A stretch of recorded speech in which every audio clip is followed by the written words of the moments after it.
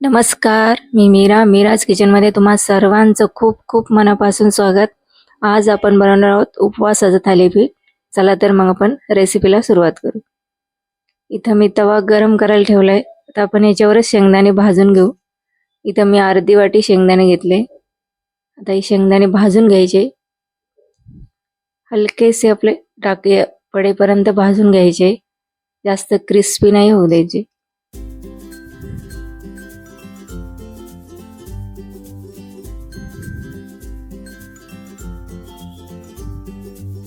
चला तर आपण शेंगदाणे भाजले गेले, त्याला भांड्यामध्ये काढून घेऊ.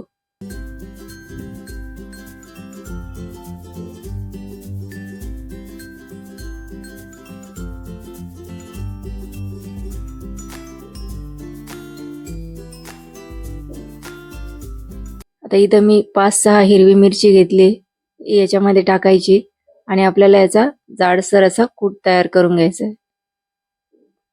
बघा तुम्ही बघू शकता, एकदम असं जाडसर कूट तयार करून घ्यायचं आहे. आता मी इथं थालीपीठसाठी एक 5 भाजणी घेतली.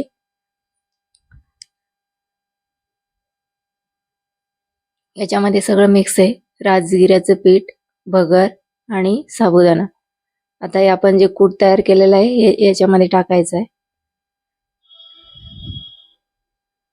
आणि इथं मध्यम आकाराचे 2 आलू किसून मी याचा किस तयार करून घेतला आणि स्वच्छ 2-3 पाण्याने धुवून तर आपल्याला हे पिळून याच्यामध्ये टाकायचं आहे किस.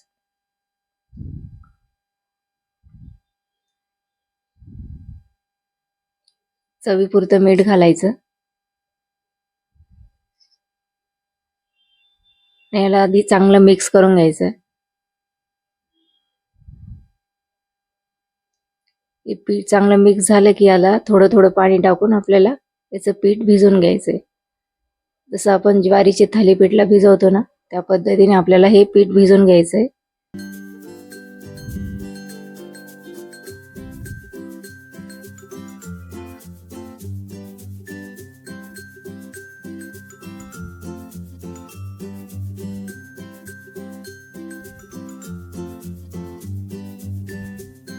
चला आता आपलं पीठ भिजून तयार आहे.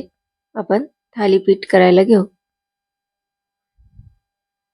आता मी तवा गरम करायला ठेवलाय. तर याला शेंगदाण्याचं तेल लावायचंय. आधी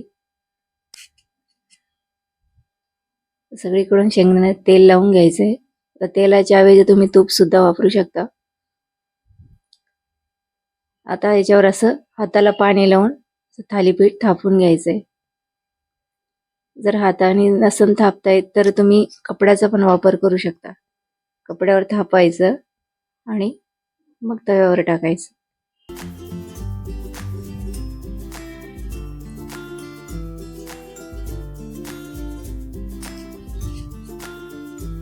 वरतून चमचाभर तेल सोडायचंय आणि दोन्ही बाजून क्रिस्पी होईपर्यंत आपल्याला हे थालीपीठ भाजून घ्यायचंय.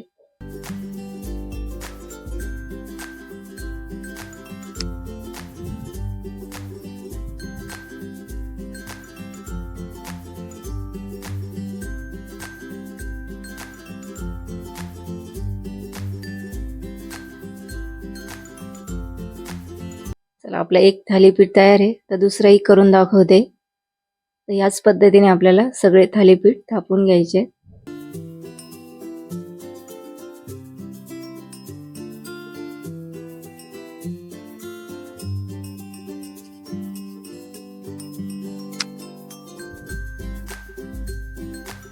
तेल सोडायचं वरून चमचाभर. याला असंच क्रिस्पी होईपर्यंत आपल्याला हे थालीपीठ भाजून घ्यायचंय. एकदम छान लागतात हे, दह्यासोबत तुम्ही खाऊ शकता.